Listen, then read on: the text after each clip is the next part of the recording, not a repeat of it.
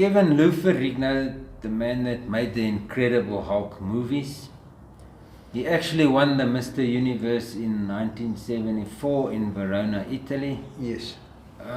Tell us more about that and about Lou. I entered the Mr. Universe 1974.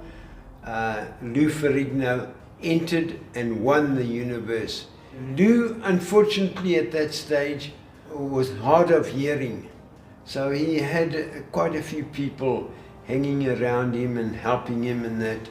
So we weren't able to meet him in a friendly way and speak to him and that, but he did win, and we realized with his hearing problem that we just had to leave him alone, you know.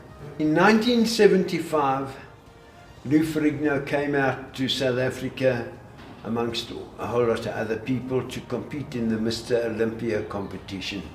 His hearing had improved, but a friend of mine, Louis Glantz from Cape Town, who was part of the South African Bodybuilding Association, asked me to look after Lou and to help him with his training and to fetch him from the hotel and take him to the gym, because during that time it was expected that Lou was going to give Arnold Schwarzenegger a go for his money. In other words, they were expecting him to beat Arnold for the Mr. Olympia competition.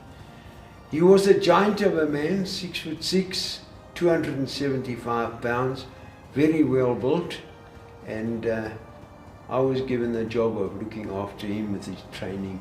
So I would fetch him at the Burgers Park Hotel and take him to my gym, and he'd do his training and that.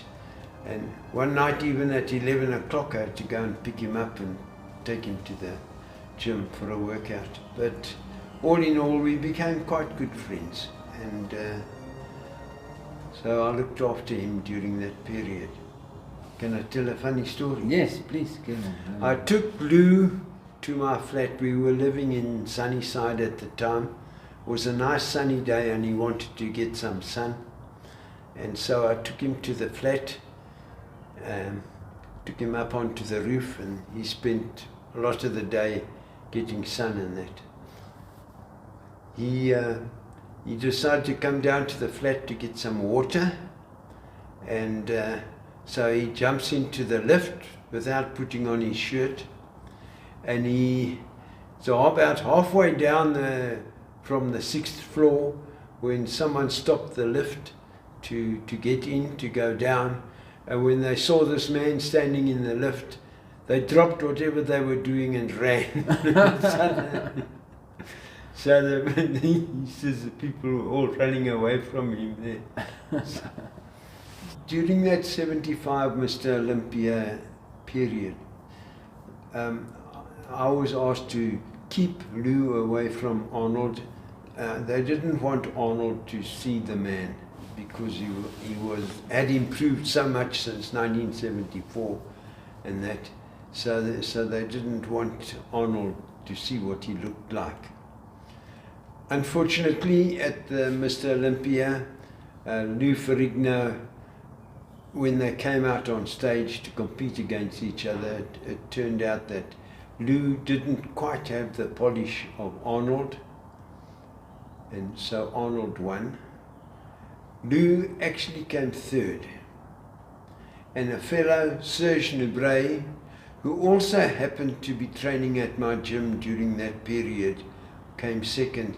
Serge was from France, incredible physique, very aesthetic and a beautiful physique, highly defined, and Arnold just managed to beat him at that Mr. Olympia.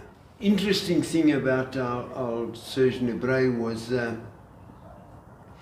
he came along with a couple of obviously French followers and friends training with him and that, and he asked me if this particular man who he introduced as his sponsor, if I wouldn't mind if he just sat in the sauna while they trained, which he did, of course.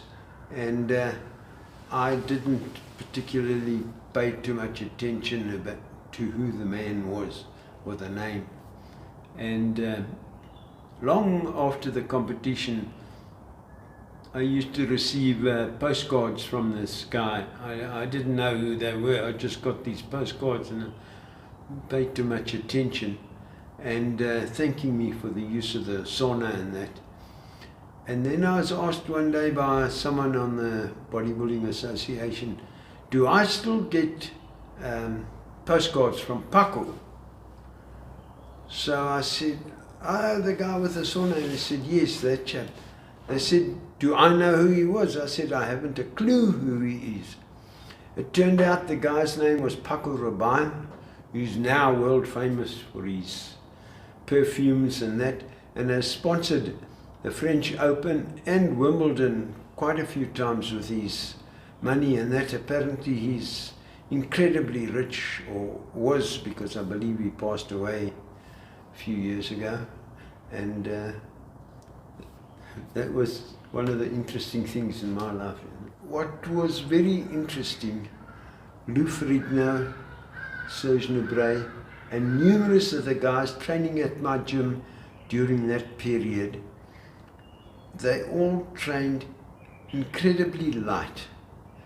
And I found out that Lou Ferrigno, I can't remember who all the others were, all spent time in Paris with Serge Nubret,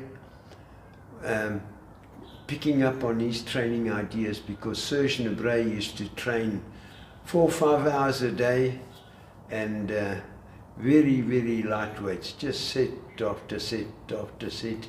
And these guys picked up on that system of training, which is, in my belief, and as we keep on promoting over our programs, and that is not the way to go about building a physique. They very well, these guys very well did do, but the initial workouts were always done with heavy weights and that, which built their initial muscle tissue.